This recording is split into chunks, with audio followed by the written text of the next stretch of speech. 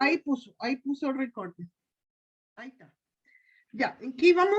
Ah, ya, bueno, todo lo que produzca necrosis tubular, ¿ya? La ketamina, la silacina, la gentamicina, la intoxicación por lirio, todas esas cosas producen necrosis tubulares, ¿ya, chiquillas?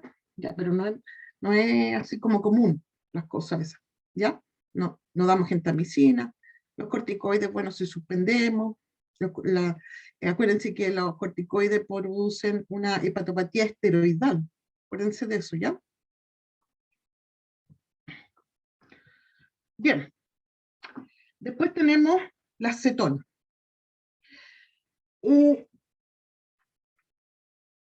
Bueno, primero tienen que pensar que la cetonuria es antes que la cetonemia. Primero los animales empiezan a tener cetonuria en la orina y después viene la cetonemia. Acuérdense que la causa principal de las cetonas que vienen del metabolismo de los lípidos es la diabetes mellitus cetoacidótica. Ya, esa es la causa principal de cetonas. Hay otras causas que la vamos a ver ahí. ¿Ya? Entonces, no deben detectar cetonas en la orina. Como las tiras reactivas son de humano, el humano, las tiras reactivas marcan acetocetona o acetona, o acetoacetato y más o menos acetona.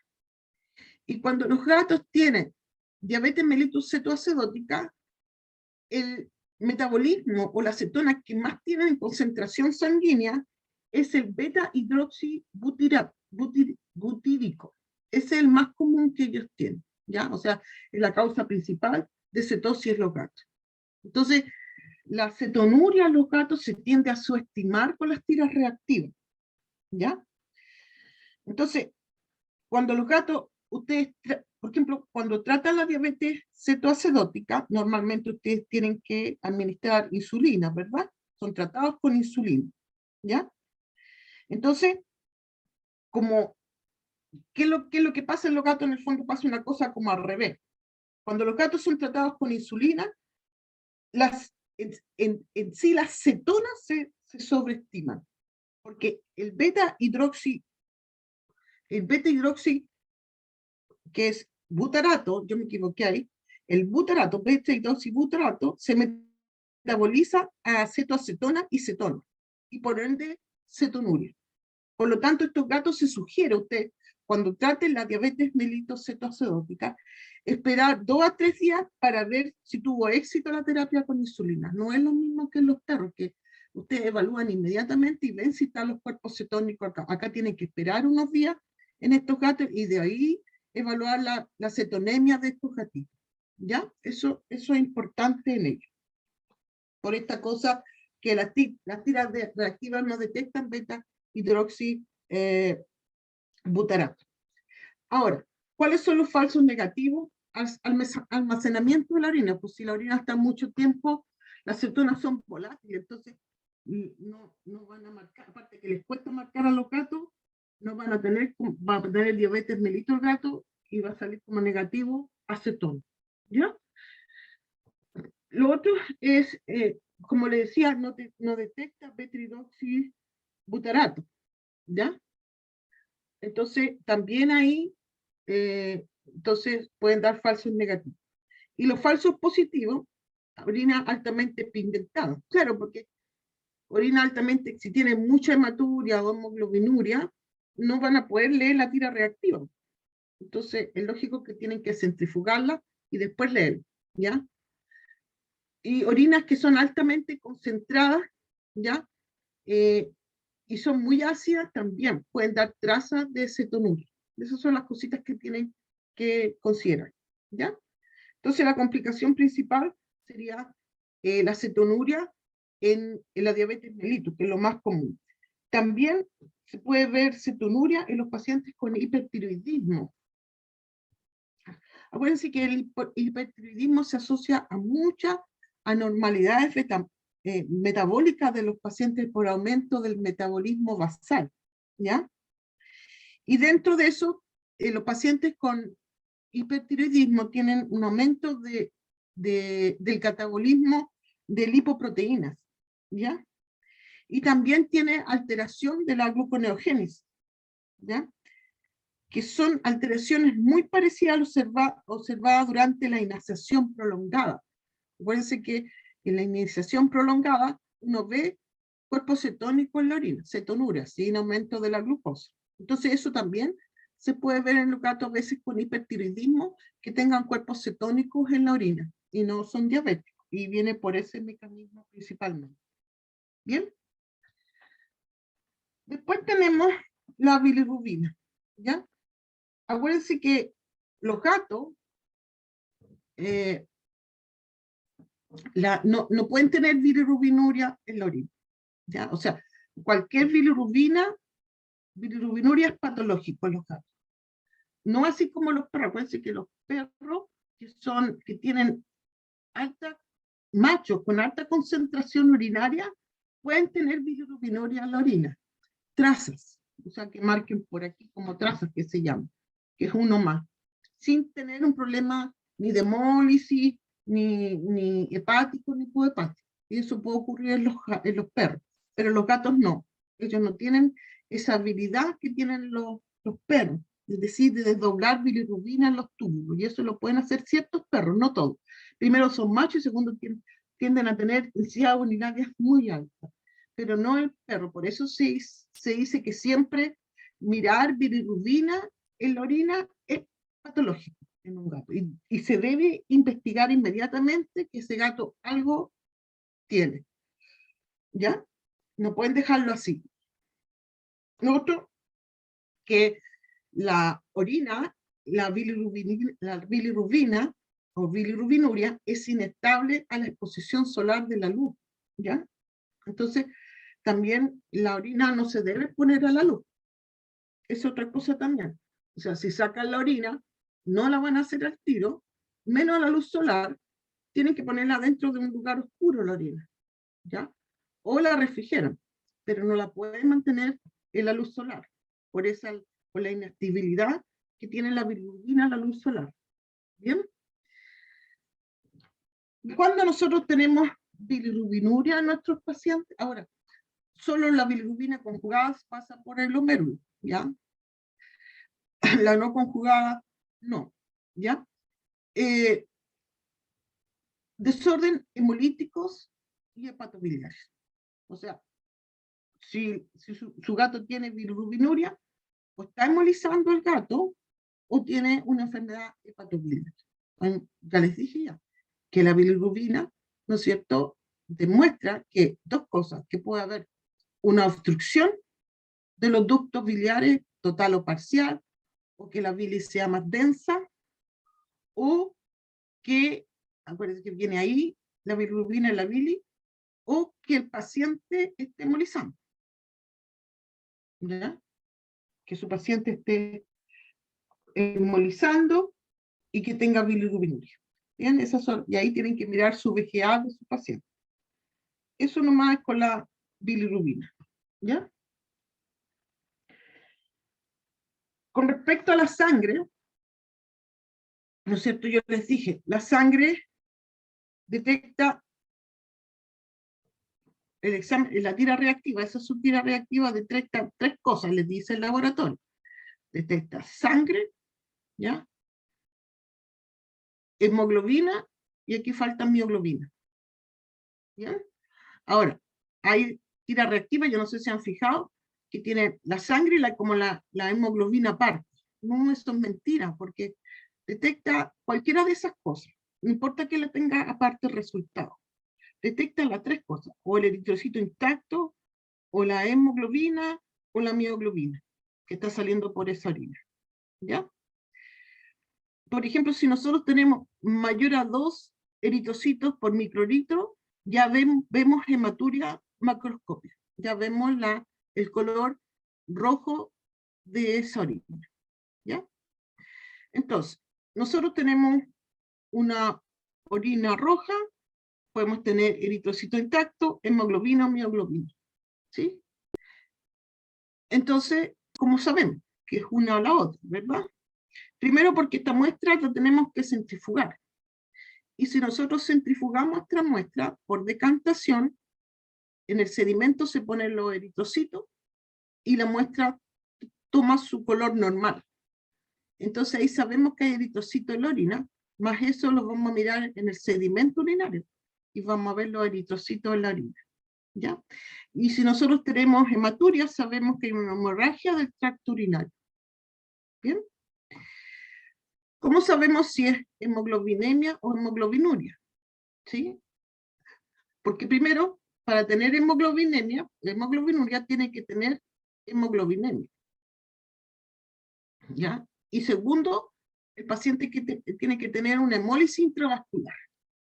Y tercero, ustedes van a ver que el animal va a tener anemia en su hemograma y la hemoglobina va a estar alta. Y es la única, en la hemólisis, perdón, en la hemólisis intravasculares, es lo único que ustedes van a tener la hemoglobina alta, porque el eritrocito, acuérdense que se rompe en circulación sanguínea, entonces se pierde todo y se pierde la hemoglobina. Y esa va a sangre directo. Entonces van a tener un VGA disminuido, una hemoglobina alta en su hemograma y una hemoglobinuria en sus pacientes. ¿Verdad? Y ahí se tienen que mirar que el centrifugado, ustedes van a centrifugar la orina y va a estar roja y va a quedar del mismo color roja. No va a decantar la hemoglobina, porque tiene un peso molecular muy bajo, no es una proteína que le vaya a decantar. ¿Entiendes? Entonces va a tener la orina roja. Y ese paciente tendría que tener un VGA disminuido y una hemoglobina alta en su hemograma. ¿Bien? Y después tenemos la mioglobinuria. Normalmente cuando los pacientes, no es común en los gatos en todo caso, pero si tienes mioglobinuria, es una orina más cafezosa. ¿Ya? Y lo mismo, la van a centrifugar y va a quedar del mismo color. Pero ahí ustedes tienen que correlacionar con los signos clínicos, van a tener un perfil en el cual la AST va a estar alta y en el cual ustedes van a tener que medir CK para poder aumentar la especificidad y la sensibilidad de la prueba. Yo no me puedo quedar con la AST sola, yo tengo que medir CK. Y si la CK sea alta y hay mioglobinuria, ustedes ahí saben que hay rhabdomiolisis, hay ruptura de la fibra muscular y muy severa. ¿Ya? Incluso les hablé en la mañana que puede estar un poquito la LT alta, pero no tanto como la ST, porque para que no se me vayan a equivocar, porque cierta parte igual de la LT está en músculo, así que no se me confundan, ¿ya? Bien, este otro cuento, como yo les digo a todos mis alumnos, colegas, yo ya no hago clase en pregrado, pero así hago, en la se me olvidó, pero las proteínas de la orina van en hongo, ¿ya? O sea, no, andar mirando proteinuria en una tira reactiva no tiene tanta validez diagnóstica, ¿ya? Primero, que solamente mide albúmina.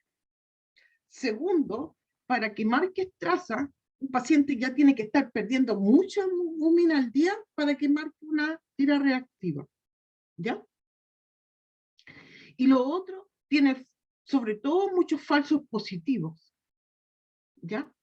Si el paciente tiene ITU, la tira reactiva marca porque son proteínas. Si el paciente tiene mucha leucocito o tiene mucho eritrocito, ¿ya? O hay hemoglobina o todo lo que sea proteína marca, porque la membrana de los leucocitos hay proteína, en la membrana de los eritrocitos hay lipoproteína, entonces todo eso marca. Todo eso a ustedes les marca una tira reactiva, ¿ya? Entonces, también el caucin, que es el precursor de las feromonas de gato, también es una proteína y también marca, ¿entiendes? Y también los falsos negativos. Primero, no detecta pequeñas cantidades, sino detecta, como les dije, muchas. Tiene que haber mucha pérdida, ¿ya? Orina muy diluida, orina muy ácida, los falsos negativos. Entonces, por eso yo les digo. También, de repente andan los chinos ofreciendo estas cosas chantas. ¿sí? Porque ahora últimamente tenemos muchas cosas chantas en este país. Bueno, la tira reactiva aquí también hay cosas chantas. Entonces, estas cosas que no tienen evidencia, no, no las anden usando. Muchas veces ustedes se quedan con lo que dicen los laboratorios, porque les sonó bonito, porque lo invitaron a un cóctel, porque le sonrió la niña que a los hombres, sobre todo a los niños veterinarios, que son todos medios, como les digo yo a mis colegas, y dicen, ya doctora, mire si esto sirve, porque el laboratorio, todo lo que un laboratorio ustedes les dé, ustedes tienen que inmediatamente ir a buscar la evidencia. Tiene que decir, hay convalidación, se ha hecho eso, hay estudios razonizados, ¿no es cierto? Que realmente eso se utilice, hay evidencia de que sí, ahí úsenlo. Pero no porque ustedes se lo regalen y le dicen que eso sirve, no. Porque esto en un tiempo lo anduvieron regalando y según ellos detectaba pequeñas cantidades de proteinuria. Falso, falso, porque es lo mismo que una terapia reactiva de humano que la pusieron más chiquitita aquí y pusieron esta cosa bonita acá abajo que le decía, no, no, no, no. ¿Ya? Si ustedes quieren saber si su paciente tiene proteinuria, lo único que les sirve a ustedes es la relación proteinuria-creatinuria de la orina. Por eso yo, las proteínas de una tira reactiva, ¿cuándo yo puedo confiar de una tira reactiva? Por ejemplo, si yo tuviera una orina que fuera clara, transparente, que yo supiera que no hubiera sedimento de esa orina, ¿ya? O sea, que sea un sedimento inactivo que tiene proteinuria. Ya yo sé que tiene el paciente una proteinuria, y no una leve proteinuria, sino que una proteinuria severa, ya bien significativa. Y normalmente sus pacientes van a tener una orina que sea isostenúrica. ¿Entienden? Ahí recién ustedes podrían pensar, sí, ya, eso está bien, eso es proteinuria renal. Porque hay una orina isostenúrica, el paciente está para la embarrada, ya, ahí ya la proteinuria es significativa. Pero está listo para el patio de los callados. ¿Mm? Así que no estén preocupándose mucho de las proteínas, de la proteína con respecto a las tiras reactivas. Uno, ¿no es cierto? Pone en el informe lo que sale ahí, la cosa que el colega lo sepa interpretar que otra cosa, ¿ya? Entonces lo que nosotros hacemos es la relación proteinuria-creatinuria. Normalmente en medicina humana, para cuando tú haces la relación proteinuria-creatinuria, te piden que orines en un frasquito por 24 horas. ¿Ya? Pero pregúnteme si nosotros podemos hacer eso en un gato. A lo mejor en un perro ni eso, que juntar orina 24 horas, ¿ya? Pero los estudios se hicieron que una sola determinación tiene alta confiabilidad, o sea, tiene buena sensibilidad con una sola determinación la proteinuria en los pacientes, ¿ya? Entonces, cuando nosotros tenemos pacientes con proteinuria, nosotros sabemos que hay un problema en el glomérulo y un problema en la reobstrucción tubular, ¿ya?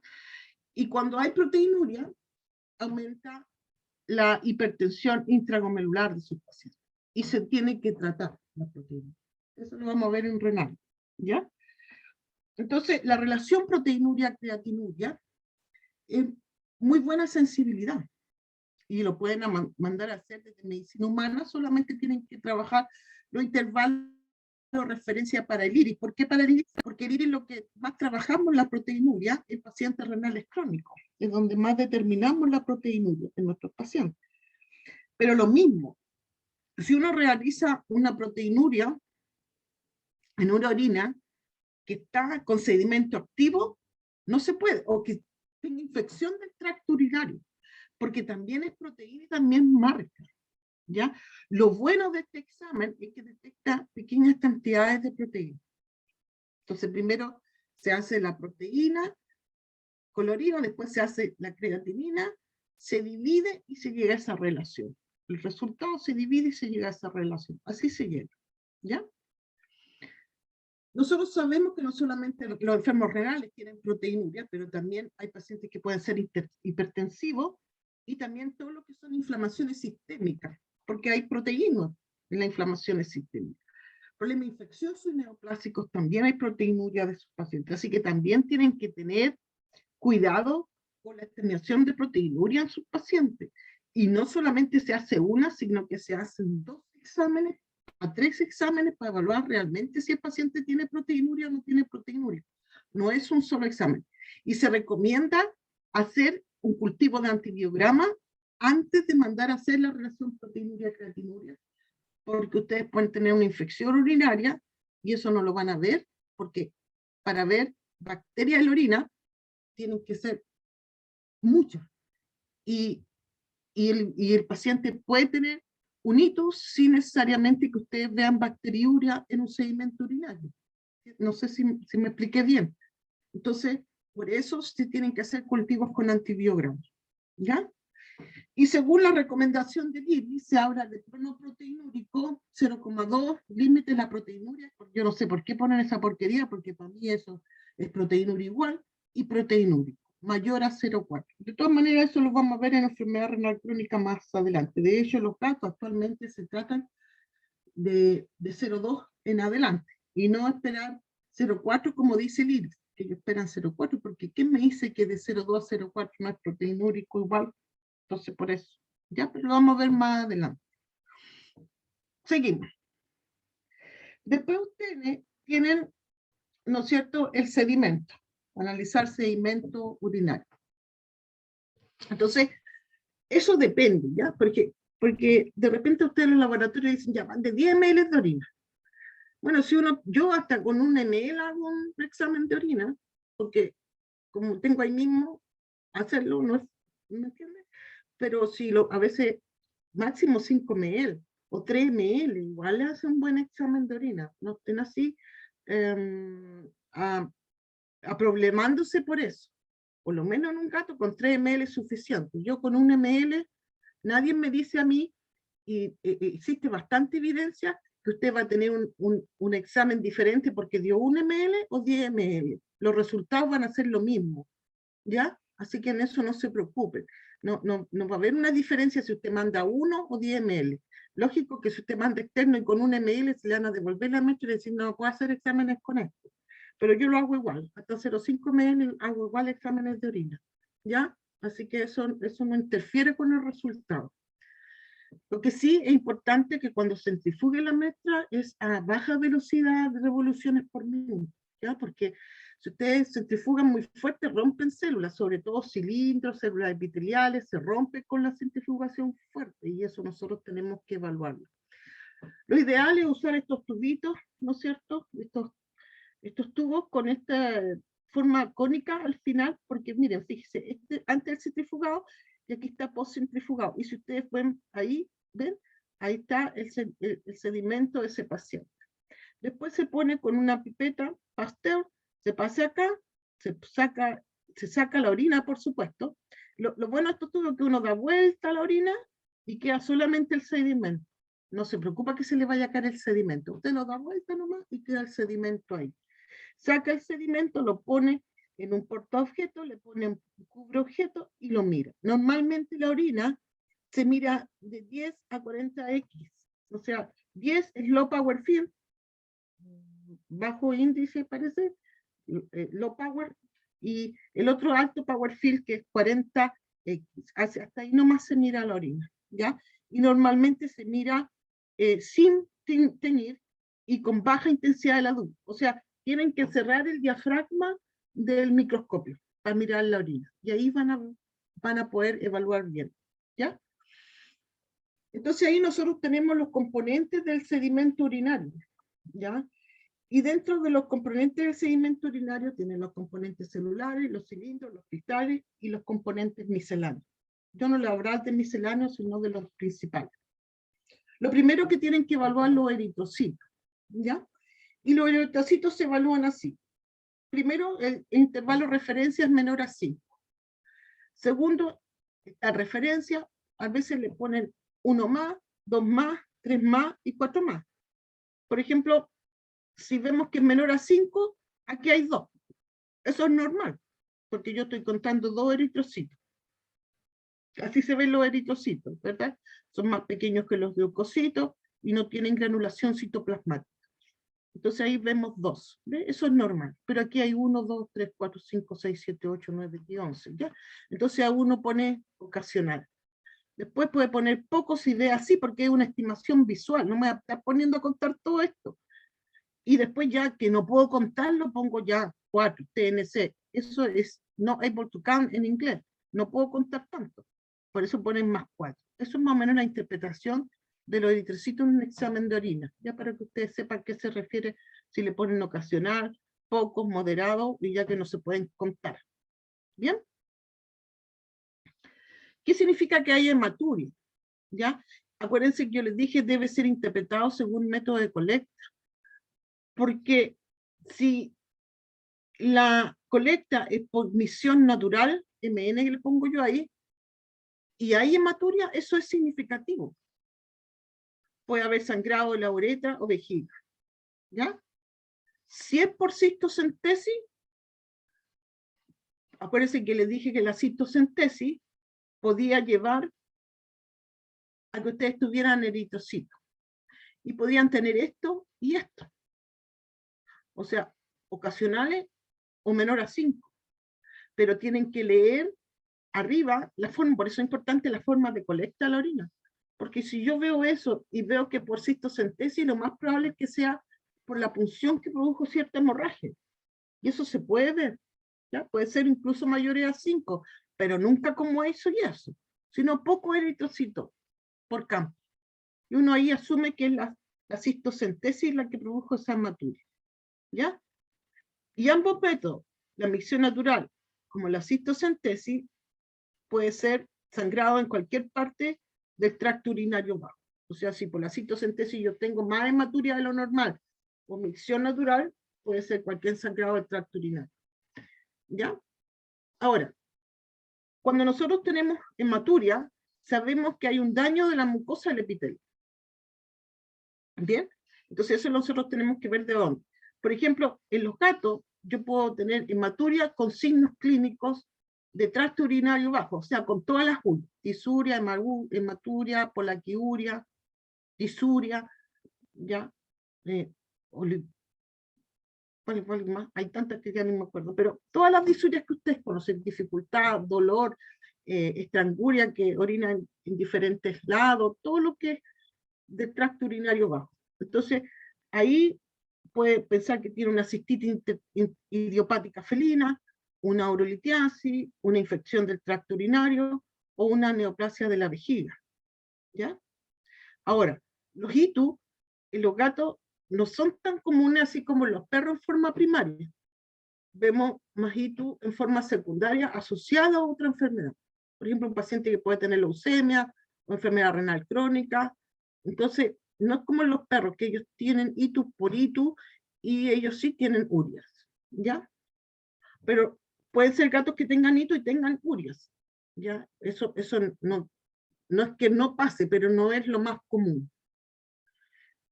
Pueden tener hematuria sin signo del tracto urinario bajo, renovasculares por infarto o coagulopatía sistémica. ¿Ya? Eso es hematuria, sin signo del tracto urinario bajo. ¿Bien? Y a veces también la adenocarcinoma vesicales. A veces esos gatitos ya no tienen ni signos cuando es muy avanzado, sino que ya andan filtrando sangre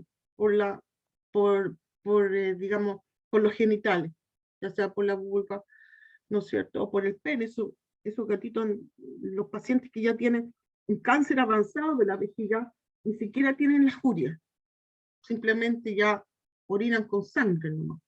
¿Ya? Bien. Los leucocitos. ¿Ya? Es muy parecido al intervalo de referencia, si se fijan. Menor a 5 es normal. ¿Ya? Por high power field significa que nosotros estamos mirando en 40x microscopía. Y puede ser ocasional, poco, moderado, y ya que no se puede contar. ¿Cómo se caracteriza o cómo se ven? Porque son más grandes que un... tengo muy sensible esta cosa. Son más grandes que un eritrocito, y en el núcleo, si ustedes se fijan, son granulares. ¿Ya? Por ejemplo, miremos esto acá. Aquí hay mucho. Ya, esto ya a mí como que usted ve esto, más encima ve bacterias, para mí ya este paciente ya puede tener una pielonefritis cuando uno ve estas cosas así. ya muchas bacterias, muchos leucocitos, y ya hay bacterias en la orina, ya yo creo que la infección fue al riñón, normalmente cuando uno ve estas cosas así, ¿ya? Así que bueno, esos son los leucocitos. ¿Qué implica, por ejemplo, la evaluación de los leucocitos con micción natural, considerar enfermedad del tracto urinario al tiro, ¿ya? Con cistocentesis, cuando el origen de la piriuria es cuestionable. O sea, usted no sabe de dónde vino, usted podría hacer una cistocentesis, y con la cistocentesis, si tiene leucocito ahí, usted puede decir, ah, esto puede ser una infección del tracto urinario alto. Ayuda un poco, ¿ya? Y lo otro, los leucocitos, puede existir una subestimación en número. O sea, puede ser que estén aglomerados. Y lo otro, la muestra, pues también, la lisis. Si usted mantiene mucho tiempo la orina del gato es bien ácida, y eso produce lisis celular. Y se desaparecen los leucocitos. Y se puede subestimar. Y se desaparecen los eritrocitos y se pueden subestimar también. Y lo otro son las aglomeraciones. Si están todos juntos, de repente pasa al campo y no ve nada, y de repente ve juntos. Eso también tiende a subestimar la cantidad de leucocitos, ¿ya? Cuando se empiezan a agrupar. Y también los eritrocitos se agrupan como células, porque tienen carga. Entonces, al tener carga, se juntan, ¿ya? Lo otro que evaluamos en un sedimento son las células epiteliales. Y las células epiteliales se evalúan en high power field, ¿no es cierto? En 40, ¿ya? Siempre hay una descamación de los tejidos, entonces siempre van a ver en su examen de orina células epiteliales, también pueden ver, como les decía, un poco de leucocitos, un poco de eritrocitos como normales, ¿ya? Y eso, el animal puede estar sano y ustedes pueden observar células epiteliales. Pero cuando existe un alto número, cuando ustedes empiezan a ver muchos números, es mejor la evaluación en un frotis. En un frotis, como un frotis sanguíneo, esto es un frotis de sedimento, ¿ya? En general, las células epiteliales son más grandes que este es un eritrocito, ese es un leucocito, y estas son células epiteliales. Son mucho más grandes, ¿no es cierto?, como la ve uno bajo microscopía. Pero cuando las ve, uno no sabe distinguir entre una y otra. Y cuando eso es normal. Por ejemplo, si yo veo una harina así, esto es normal, porque si están tres células epiteliales, eso no va ni viene. Tiene que haber en alto número para que tengan significancia las cosas en la orina, ¿ya? Y ahí uno dice, ya hay muchas células epiteliales, y esto yo tengo que evaluar en un sedimento urinario. Ya tengo que ver un sedimento y ver qué tipo de células epiteliales estoy teniendo para más o menos evaluar qué está pasando con el tracto urinario de este paciente. Entonces yo aquí les traigo un video que no me resultó, ahí está, que es un video de aire, cómo se prepara un examen de citología de sedimento. Ahí está lo que necesitan, ¿verdad? Un tubo, un portaobjeto y siempre marcar su muestra. Entonces, del centrifugado, ¿no es cierto?, van a obtener, ahí está el sedimento. Y ese es el sedimento el que ustedes tienen que llevar a un portaobjeto, ¿ya? Ahí están sacando el remanente de la orina. En los tubos icónicos, en los tubos para orina, eso no se hace, uno da vuelta nomás y no se pierde el sedimento, ¿ya? No es necesario hacer eso. Ahí está, eso sí, lo que uno tiene que hacer, el sedimento, como mezclarlo, ¿verdad? Y ahí están sacando, ahí está la gota del sedimento, y después se hace igual que un frotis sanguíneo. Pero aquí el ángulo, si ustedes ven, es entre 30 a 40 grados, ¿ya? Y se extiende el frotis, o sea, se va hacia atrás, que se esparza, y se para ahí. Ahí se para, ¿ya? Ahí, donde ven ustedes ahí. Esa línea es importante, porque esa línea es donde uno va a enfocar el microscopio, ¿ya? Se deja secar al aire y se seca, y se tiñe, perdón. ¿Ya? Normalmente usamos tinción rápida, la que ustedes conocen como Disquick, ya que son tinciones Romanowski, que son tinciones rápidas, se conoce como tinción rápida. Y eso es lo que uno evalúa en el, digamos, en bajo microscopía. ¿Ya? Esa línea que quedó ahí, esa es la que uno ve al microscopio, porque ahí está la mayor cantidad de células. ¿Ya? Por ejemplo, este es un sedimento, un frotis de sedimento muy activo. ¿Ven? Si yo no lo tiño, yo no voy a saber qué son células transicionales, todas estas, porque pueden ser células tubulares o pueden ser incluso hasta malignas. Entonces, por eso cuando salen muchas células epiteliales, uno tiene que teñir. Por ejemplo, acá vemos, este rojo son los eritrocitos, acá vamos leucocitos, estos azules son bacterias, incluso están todas aquí, estas bacterias son juntas, y lo que ustedes ven aquí, también esto y esto, todas estas son células epiteliales. Pero supongamos que sean, como lo muestra aquí en la fotografía, dicen que son transicionales. Y solamente en alto número a nosotros nos da confianza de decir, si están en bajo número no podemos decir, hoy hay una inflamación. No, no, no, no. Si están en alto número, uno dice ya. ¿Ya? Entonces, pequeña cantidad por maduración o envejecimiento, porque el epitelio se va renovando y van saliendo, pero no en alto número. ¿Ya? Y las transicionales están desde la pelvis hasta la porción proximal de la uretra. Entonces, cuando hay en alto número, nosotros significa que hay proceso inflamatorio, ¿ya?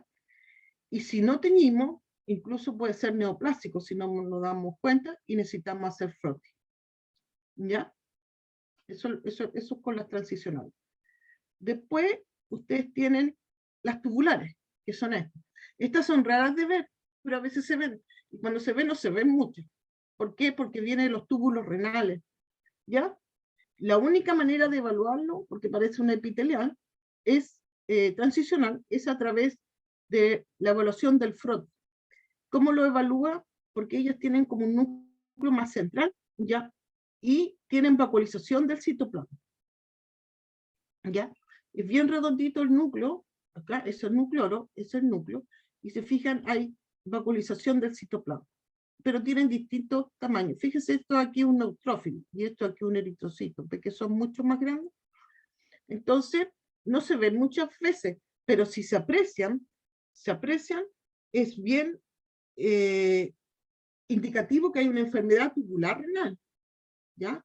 O hay una necrosis tubular por alguna nox aguda, principalmente es lo que sucede, o también puede ser algo crónico, ¿ya? Pero principalmente puede ser algo agudo del hígado, del riñón, ¿ya?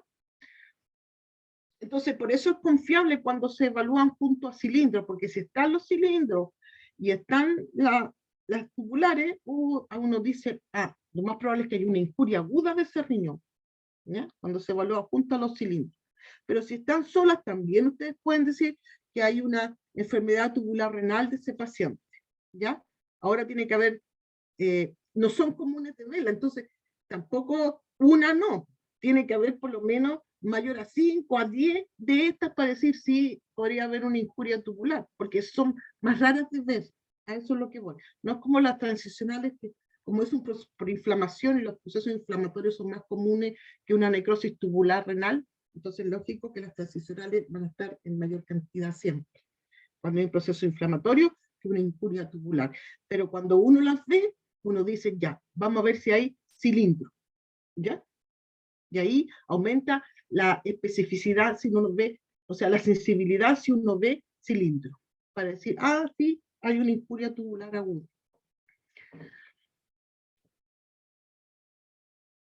Hay otras que son escamosas, pero no los puse porque no tienen significancia clínica, ¿ya? Estos son carcinomas de células transicionales, ya lo que hablaba la compañera adelante, pero es difícil de diferenciar cuando hay hiperplasia de células epiteliales transicionales. Es difícil. Por ejemplo, aquí ven, esto es un gatito persa y tenía era joven, fíjese, tenía bacterias en la orina, ¿ya? Y tenía todas estas células epiteliales juntas. Y cuando uno ve esto, tiene que teñir, porque puede ser que sea una hiperplasia de células epiteliales y no un carcinoma. de células epiteliales, como en este caso, que es distinto de una orina, ¿ya? Entonces, por eso hay que tener mucho cuidado de una cuando uno hace diagnóstico de carcinoma, de adenocarcinoma. Primero tiene que coincidir la edad, los signos clínicos, todos tienen que ir asociados, porque puede ser como en este gato, que lo confundieron por cáncer, pero al final era una hiperplasia, ¿ya? Así que, y más encima era un gato joven, entonces, y no era hematúrico propiamente tal, porque si yo veo aquí, no hay tanta hematuria, y aquí sí ya yo veo eritrocitos, porque estas células son teñidas, ¿ya? Pero aquí está, esto es muy amplio, esto, la foto es muy amplia, entonces no es porque estén viendo eritrocitos, pero sí, o sea, se ve en el fondo, si uno sabe citología, sabe apreciar las características de malignidad de una célula, que simplemente lo primero que vemos son las características nucleares, ¿ya? Hay anisocicoria, ¿no es cierto? Mira, fíjense en los núcleos, hay núcleos más grandes, núcleos más pequeños. Aquí los núcleos son todos casi del mismo tamaño, pero fíjense aquí, anisocoria acá, y esa es una anisocoria bien marcada, ¿bien? Los tamaños celulares son diferentes. Y dentro también tenemos cromatina dispersa, eso es otro criterio de malignidad. Y dentro también hay nucleoros, pues mira esos nucleoros tan feos, miren para allá. Eso ya a mí me dice que es maligna esa célula. Ahora, lógico que no la puede decir, oye, es una adenocarcinoma, no. Usted sabe que es maligno. Y uno se guía porque ¿cuál es el tumor más común? Y lo otro que ocurre en gatos viejos, estamos hablando de gatos 13 a 15 años, lo más común es gatos verlos de 15 años en adelante, los tumores vesicales en ellos, ¿ya? Pero la micción natural es sensible.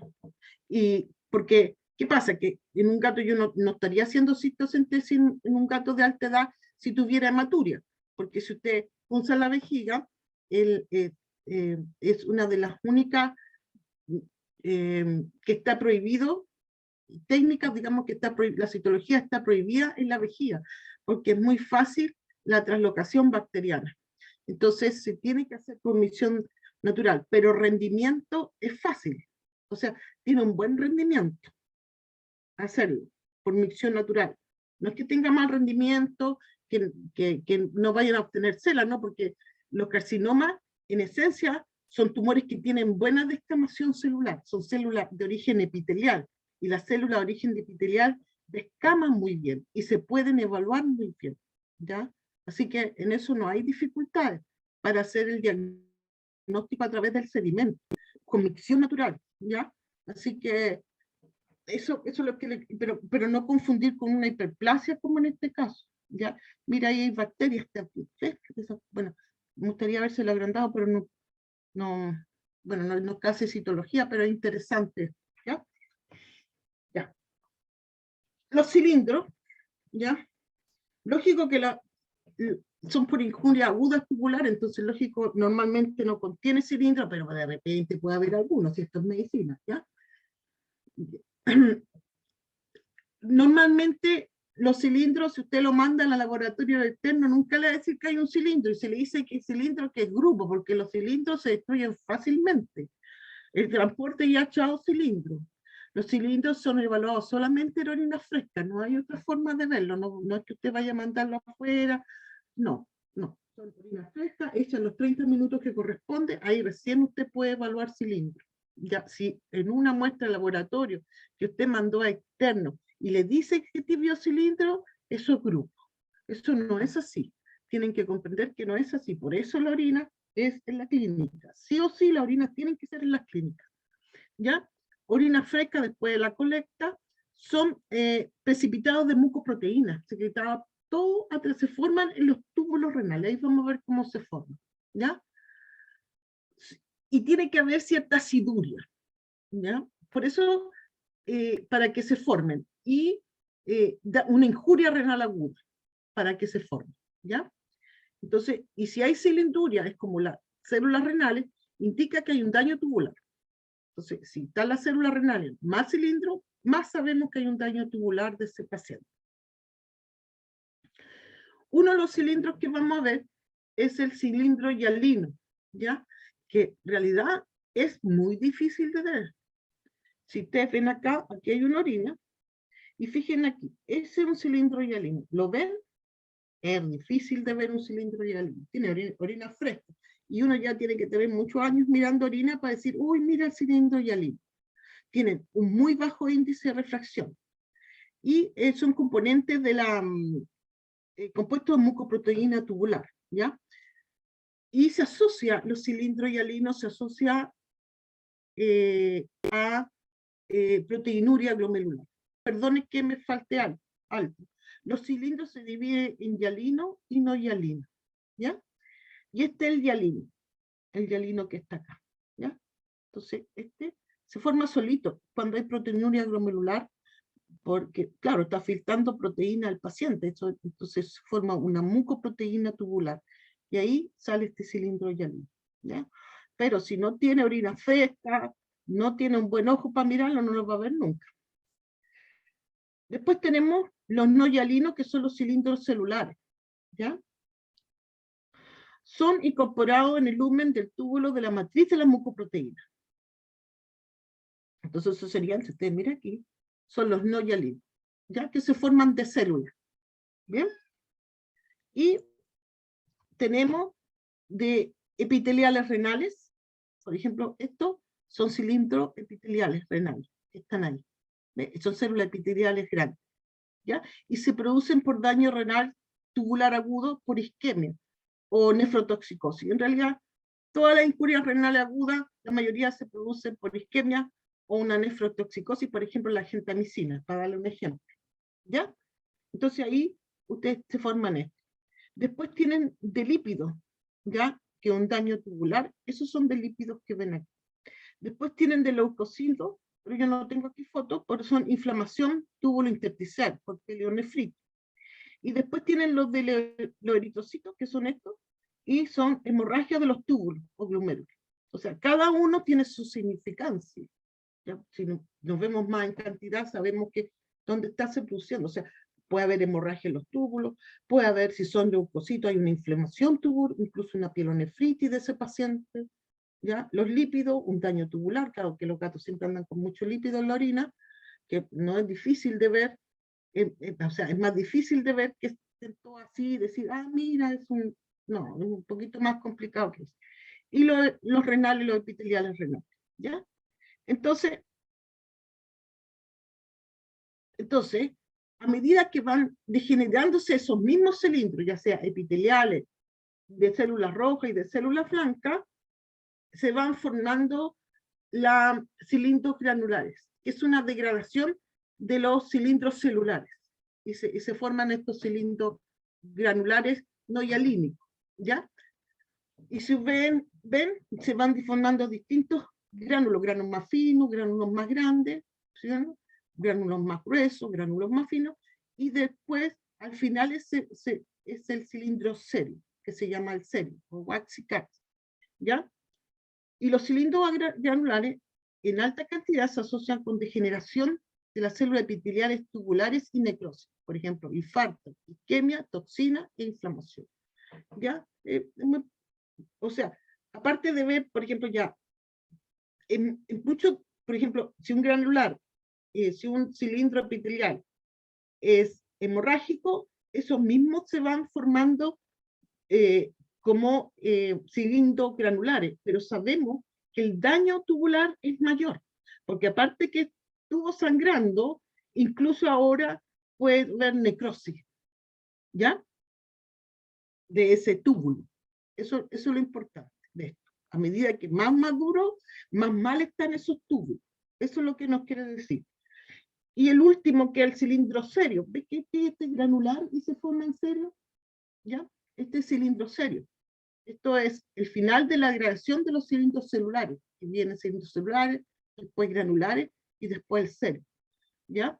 Entonces, toma mucho tiempo de su formación. De hecho, también son muy difíciles de evaluar en la orina. Hay que ser muy expertito, tener un muy buen microscopio con diafragma cerrado para evaluarlos bien, ¿ya?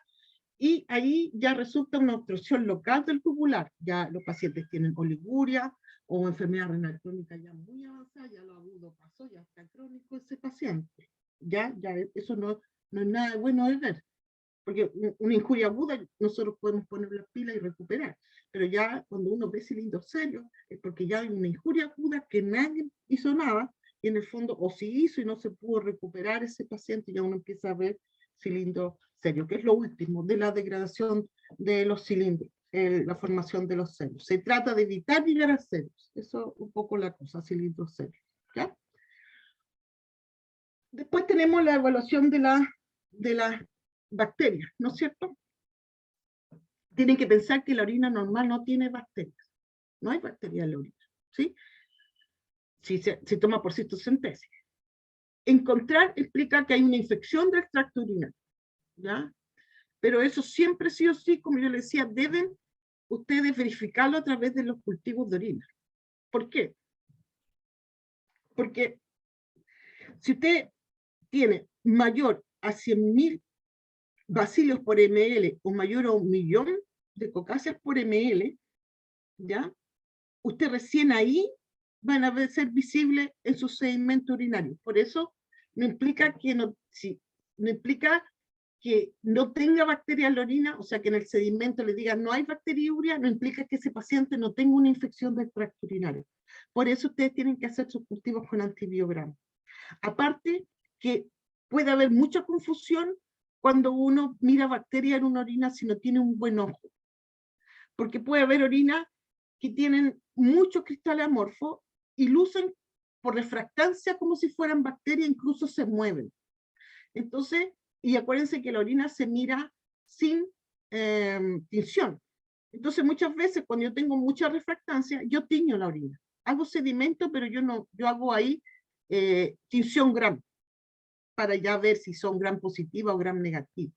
Bacilos sobre todo, porque cocácea hay gram positivas nomás. Entonces los bacilos tenemos gram positivo, yo ahí ya hago la tinción gram, ya porque yo manejo la tinción gram. Bueno, y todos ustedes manejan la tinción gram en microbiología, lo que pasa es que se les olvidó todo, que es diferente. Pero uno le explica y al tiro cacha porque dentro del disco duro que tienen saben que hicieron tinción gram. Entonces cuando uno hace algo ya después se acuerda. Entonces es más fácil explicárselo. Pero lo ideal es hacer una tinción gram cuando uno ve bacterias en la orina, porque le ayuda, porque uno si espera un cultivo de orina, y yo no sé por qué los cultivos de orina se demoran tanto. En esta región se demoran 10 días en entregar un cultivo de orina. Y esperar 10 días para instaurar una terapia, y a veces hay pielonefritis. No, pues. Entonces, es buena la aproximación de gram en las orinas, ¿ya? Entonces, ustedes tienen dos tipos de bacteriuria cuando ustedes hacen sedimentos y tiñen, ¿no es cierto? Tienen una bacteriuria clínica y una bacteriuria subclínica. La bacteriuria clínica es cuando los animales presentan itis, presentan disuria, hematuria, polatiuria, ya, estranguria, todas las jurias. Y ustedes van a ver que en la orina hay leucocitos. Claro que en la orina los leucocitos no se ven tan bonitos porque ustedes saben que las orinas son ácidas y rompen, producen lisis de las células, y van a haber bacterias. ¿Ven? Esta no es tinción, no es tinción de gram, por supuesto, sino no vendría bacterias, es una tinción común. Y aquí ven pequeños cocos bacilos. Y acá es un típico animal con bacteriuria subclínica.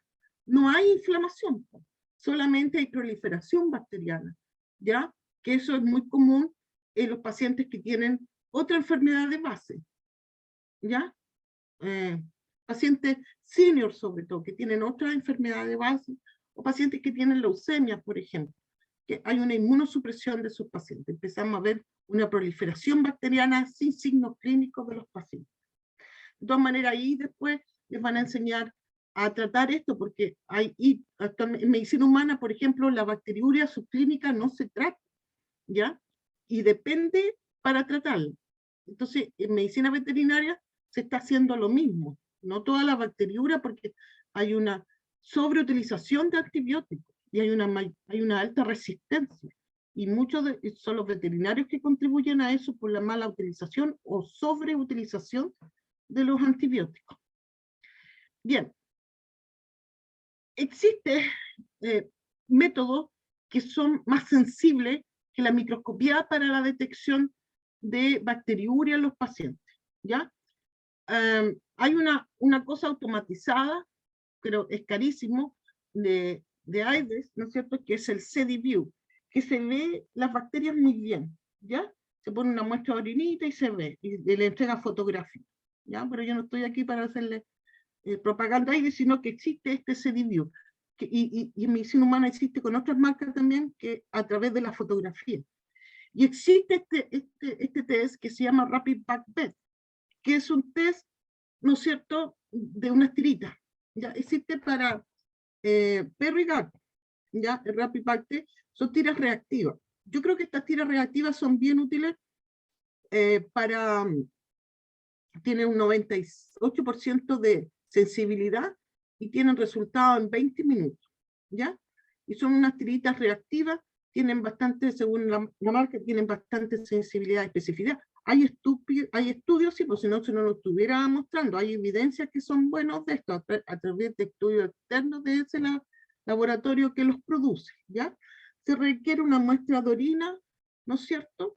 Y, bueno, ahí está la metodología, bueno, eso lo pueden leer después, lógico, pero más o menos les quería mostrar que existen estos test que sobre todo los colegas que los cultivos se demoran tanto, yo no sé, pero aquí, por ejemplo, en esta región, yo vivo en Quilpué, la quinta región, se demoran 10 días un cultivo con antibiograma, y eso que yo sé que lo mandan a medicina humana, y en medicina humana uno en 72 horas tiene su cultivo antibiograma, ¿ya? Y bueno, es un test rápido, ¿ya? ¿Ya? Pero lo importante es que su sensibilidad y especificidad es buena, no solamente por el laboratorio, sino que hay estudios de comparación que han hecho fuera de ese laboratorio. Entonces, tienen dos resultados, si es positivo o si es negativo. ¿Ya? Si, hay una línea control siempre y detecta Escherichia coli y Klebsiella, principalmente. ¿Ya? Y la línea 2 es la que ven ahí, es la línea 2 y después tienen el control. ¿Ya? La línea 2 creo que detectaba cocácea, ¿ya? Ahí no salen, pero me acuerdo que era así, ¿ya? De todas maneras, nosotros mandamos a pedir este examen, se lo dije a la jefa de AIDS acá en Chile, y lo mandó a pedir. Y yo tengo unas cajitas acá, ¿ya? Para hacerlo. ¿Mm? Ya. Bien, bien, bien. Pero para que existen, también existen en las clínicas para usar estos, los Flavicool Bed, que son placas Petri, ¿ya? Placas Petri que vienen listas, porque normalmente acuérdense que cuando llega una bacteria al laboratorio, nosotros tenemos que ponerla en agar sangre y en agar McConkey. Agar sangre para detectar cocácea y McConkey para enterobacterias. Una vez que el McConkey, la cocácea es más fácil, porque si usted tiene cocácea, la ponen acá en sangre, después las tiñe y sabe que son cocáceas. Si quiere saber si son coagulasa positiva o no, le hace otra prueba de la coagulasa. Y con respecto a las gram negativas, no, porque la gram negativa usted sabe que son enterobacterias, ahí tiene Proteo, Klebsiella, ¿no es cierto? Proteo, Klebsiella, sí, y Escherichia coli, Enterobacter, todas esas son, digamos, enterobacterias. Entonces, ahí usted tiene que después hacer pruebas bioquímicas para saber con qué está. ¿Ya? Si es indol o indol positiva, y ahí va usted clasificando. En cambio, estos agares son diseñados, ¿no es cierto?, para el crecimiento de Escherichia coli, Klebsiella y Proteo, creo que son, ¿ya? Y lo que sí, ustedes necesitan una estufa de cultivo, que el mismo laboratorio que hace el FlexiBlue, las vende que son chiquititas, ¿ya? Y no solamente le entrega la bacteria, la común en la orina, sino que también entrega el cultivo de antibiograma. Es decir, a las 24 horas, usted tiene que, hay crecimiento, y después le entrega al tiro el cultivo antibiograma y también entrega las unidades formadoras de colonias por ml. Yo encuentro, yo lo leí, me gustó y existe evidencia también, porque si no se los muestro, porque si yo no muestro algo, porque tiene que haber evidencia, o si no, no se los puedo mostrar. Pero no está en Chile. Pero es una buena, no son baratos, pero es bueno cuando los colegas no tienen todo el equipo de microbiología. ¿Y por qué les digo? Porque son pocos los laboratorios externos que ustedes mandan que tienen la maquinaria microbiológica para hacer los exámenes que ustedes están. Normalmente laboratorios veterinarios, no todos, mandan a medicina humana. Y de ahí le entregan el informe a ustedes. ¿Ya?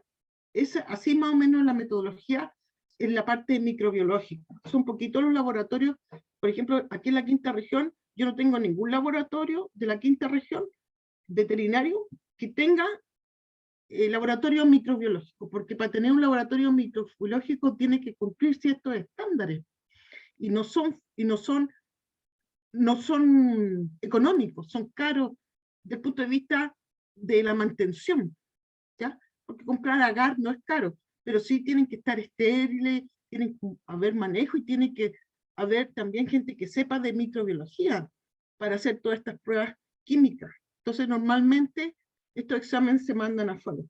Entonces, yo consideré, y mucho, no solamente se hace aquí, sino que muchas clínicas en el extranjero utilizan estos sistemas, ¿ya?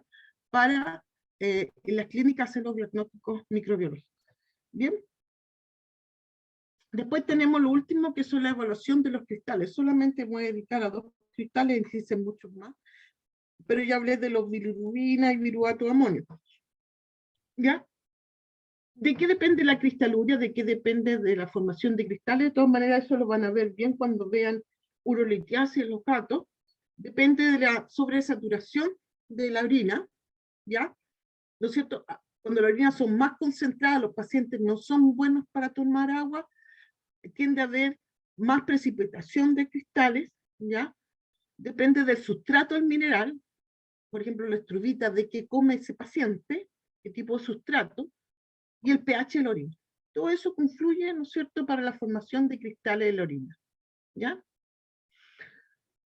Cuando las orinas son muy concentradas, se tiende a magnificar la cantidad de cristales que hay en la orina. Y cuando las orinas son refrigeradas, como yo les decía, magnifican y producen oxalato de calcio o estruvita, ¿ya? Por eso, lo incito, no es bueno hacer orinas mandadas externamente. Y no encontrarlo no necesariamente implica que el paciente tenga urolitiasis. No tenga, es decir, encontrarlo no implica que tenga urolitiasis. El no encontrarlo tampoco implica que tenga urolitiasis. ¿Entiendes lo que quiero decir? No pueden tirarse, no, me mandaron una cruz de estruvita, tiene estruvita, hay que tratarlo con esto otro. No, tiene que haber un montón de cosas más para que ustedes puedan decir, sí, ese animal tiene estruvita, tiene que haber cambio en el pH, tiene que haber una historia clínica, en fin, todo se correlaciona para dar el diagnóstico. No es porque ustedes tengan 2 estruvitas, porque a mí me ha pasado, por eso les estoy diciendo estas cosas, que vienen con dietas ya urinarias, porque vieron 2 estruvitas y nunca el gato tuvo ningún problema de urolitiasis, ¿ya? Así que tengan cuidado en la interpretación también. Entonces los 2 principales que les voy a hablar son, igual los van a ver en urolitiasis, pero uno es el triple fosfato o el de estruvita, ¿ya? Normalmente los estruvita primero se ven en animales que son bajos consumidores de agua, que comen dietas que contienen mucho amonio, magnesio y fósforo, ¿ya? Y más encima, estos tipos de solutos, ¿no es cierto?, empiezan a alcalinizar esa orina, ponerla, digamos, neutra, ¿ya? O alcalina o neutra, y empiezan a precipitar estos cristales que son solubles, ¿ya? Solubles con la dieta, ¿ya? Entonces, ahí deben considerar dieta alta en magnesio y fósforo de sus pacientes, ¿ya? Por eso van a aprender nutrición también, cuál es la importancia de las concentraciones de cada oligoelemento, proteína o carbohidratos que tienen los alimentos. Después tienen oxalato de calcio de hidrato, porque está el monohidrato, pero el monohidrato más es por intoxicación por etilenglicol, pero eso no es tan común. Pero el oxalato de calcio de hidrato que ven aquí abajo, perdón que me pase una cosa, pero hay algo también quiero que sepan, porque a veces se confunde. El estruvita, la forma más común cuando uno lo ve bajo microscopía, es que tenga esta forma. Lo ven aquí como un ataúd. Pero también existe esta forma que no es común y los gatos la tienen y es estruvita. Y eso lo deben considerar, ¿ya? Porque a veces salen y no lo saben clasificar. pero esta es otra forma, ¿ya? Que tienen los gatitos. Y sigue siendo estruvita. Y después tienen los oxalatos de calcio. En esta forma se habla del dihidrato, porque hay un monohidrato que le decía yo que es más asociado a intoxicación por antirrefrigerante, pero no es común. Entonces, acá tienen este sí común porque ustedes tienen gato con urolitiasis o cálculos por oxalato de calcio. Se producen pH neutro ácido, en realidad, y son insolubles con la dieta, son estériles y mayor idiopático. O sea, cuando ven esto, ay, ¿por qué idiota patético? Yo digo. Y lo bueno es que los gatos que tienen oxalato de calcio en la orina, oxaluria, un tercio de ellos son hipercalcémicos, pero hipercalcemia ionizada. Total es más raro. Ya eso tienen que pensar con respecto al calcio, porque como yo no alcanzo a pasarle toda la bioquímica, pero cuando ustedes miran calcio en su perfil bioquímico, ustedes están mirando el calcio total.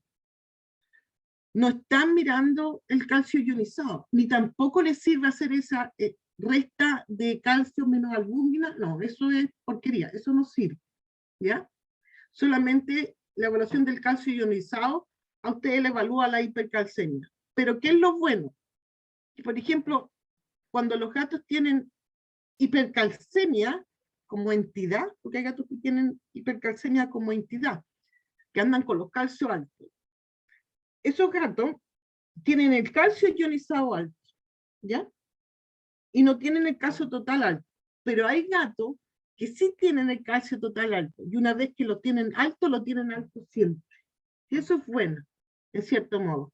¿Ya? Que ustedes tienen que ver, tiene hipercalcemia este gato, eso es bien significativo, ¿ya? Que tenga una hipercalcemia total del gato. Porque hay gatos que tienen hipercalcemia y los calcios totales están normales, pero si andan con los calcios iónicos altos, ¿ya? Entonces eso también tienen que comprender, ¿ya? Que el calcio total, en cierto modo, como que vale un poco de hongo en el perfil. ¿Sí? Si quieren evaluar el calcio en un paciente, tiene que ser calcio ionizado, calcio iónico, que se llama, ¿ya?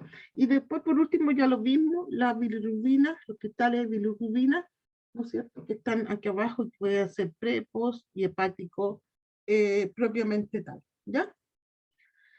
Bien, terminé. Es larga orina, pero entretenido, ¿verdad?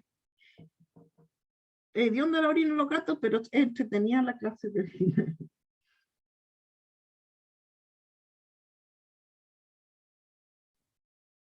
¿Alguna pregunta?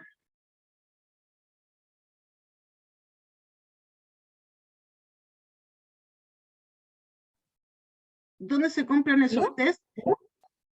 Espera. Yo, doctora, tengo una pregunta. ¿Mm?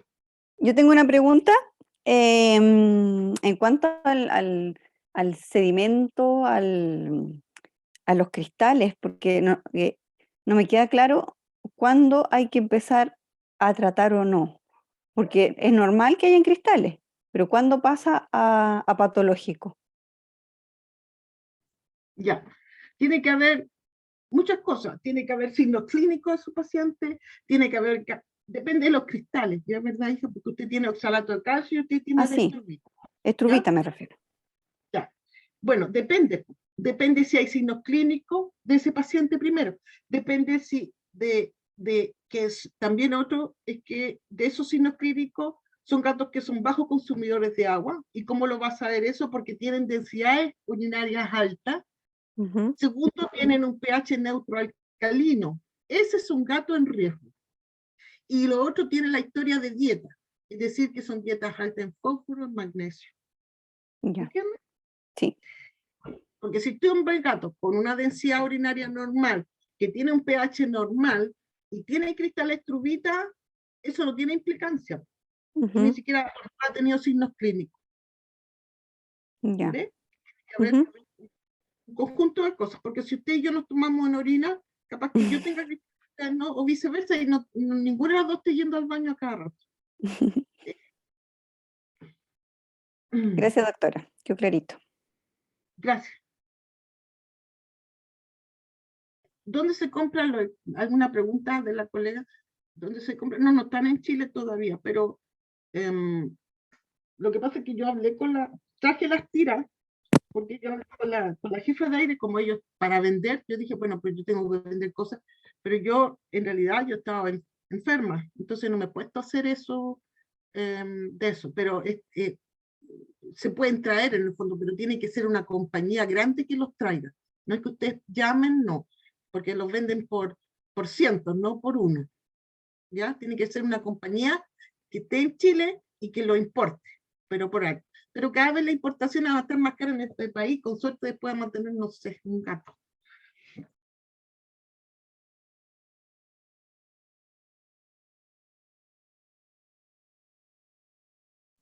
Alguna pregunta, pero son buenos exámenes, ¿eh? Son muy buenos exámenes que deberíamos tener, ¿ya? Pero eso uno le tiene que exigir a los laboratorios porque los laboratorios en Chile, como Agrovet, no va a traer cosas que no va a vender. Lógico, son empresas, tienen que vender, ¿ya? Pero son buenos exámenes para tener.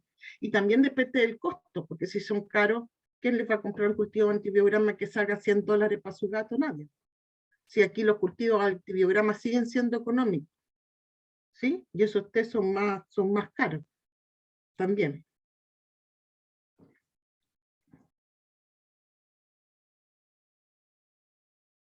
Tengo una pregunta para usted. ¿Cuánto se demora? Yo no sé de dónde son en realidad. Yo conozco a la Ingrid Numaca, que es mi colega de Rancagua, pero ¿cuánto se les demora a usted un cultivo con antibiograma?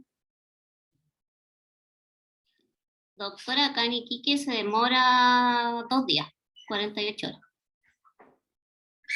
No puede ser que se demore 2 días, hija, porque 2 días crece bacteria y 3 días tenéis que hacer el antibiograma. ¿Ya?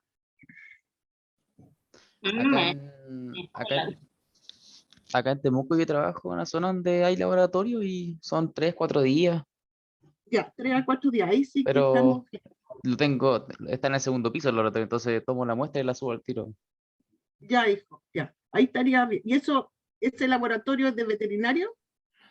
Que Sí, tienen para. es un Ya, laboratorio que hace brucelosis y tiene un apartado que es para menor también. pero eso en la universidad, ¿lo entendí yo? No, no, no, no, es una clínica. Una clínica. Ah, ya, Sí, que partió ya. como veterinaria, perdón, partió como laboratorio y después Al puso una lado. clínica. Pero tienen todo para hacer los cultivos con antibiograma. Sí, sí, lo hacen con agar sangre, si no, no hacen agar maconqui. O por lo menos hasta No, donde lo que yo he visto. pero hijo, ¿cómo no lo hacen en Marcón? Que si no le hacen Marcón, ¿cómo van a aislar enterobacterias? Porque si lo hacen agar sangre, solamente usted puede aislar estáfilos estreptos. Mm. Sí, que no, ¿Me no es entiende? mucho, no es mucho lo que yo me meto ahí, la verdad. Veo que Ya, hacen. El agar sangre lo he visto. claro, He Macón visto, he visto que tienen, he tiene. visto que tienen otros medios también, pero no sé si serán. Ya, Ahí hijo. se escapa mi conocimiento. Bueno, bueno, Luis, está bien. Sí, pero tienen que tener Macón, que se no podrían aislar enterobacterias. Mm. ¿Ya, hijo? Ujú. También hay agar para pseudomonas, ¿verdad? Hay agar para salmonela, son distintos los agares. ¿Ya? Comprendo. Y en Santiago,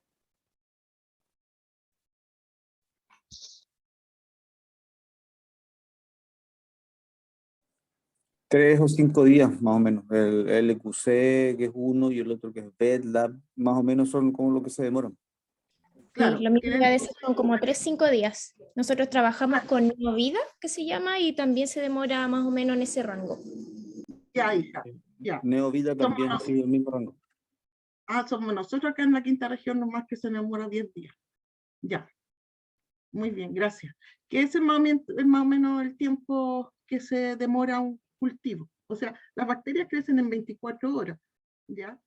Pero hacer el antibiograma, tienen que después aislarlo, y acuérdense que se ponía en el agar Miller-Hilton, y ahí se pone el disco, y eso hay que volver a cultivar. Por eso son 3 días, para ver la sensibilidad, ¿ya?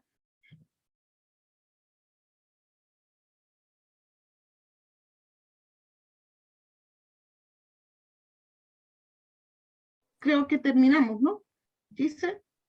Doctora, un alcance. Sí, ahí uno puede solicitar 8 discos o 12 discos. Según eso también amplía el espectro de acción de los antibióticos. Sí, porque normalmente se detecta por familia. O sea, por ejemplo, si usted detecta para endofloxacino, es similar si lo detectara para todas las quinolonas. ¿Ya?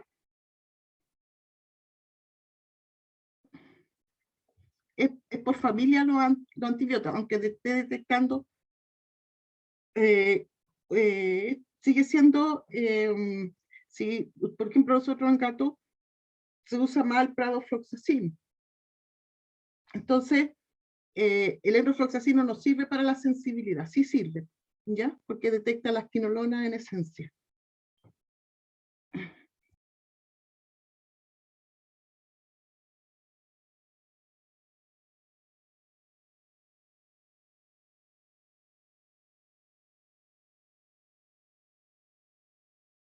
Pero de todas maneras ustedes van a tener clases de microbiología, y es muy interesante. ¿Eh?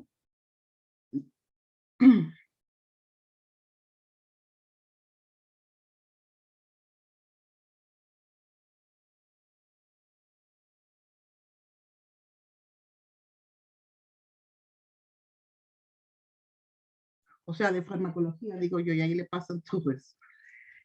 ¿Alguna otra pregunta? Ya. Eso sería entonces, Gise.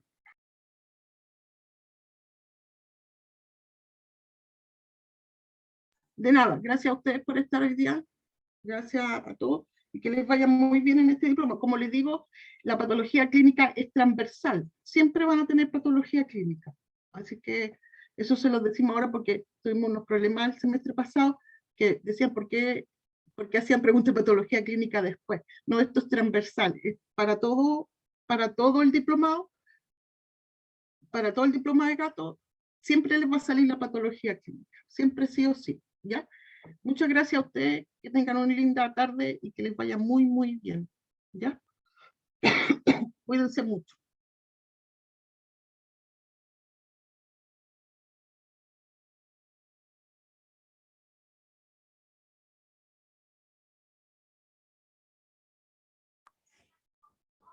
Disculpen, estaba muteada en el computador. Muchas gracias, doctora Marisol. Ya, voy a detener la grabación.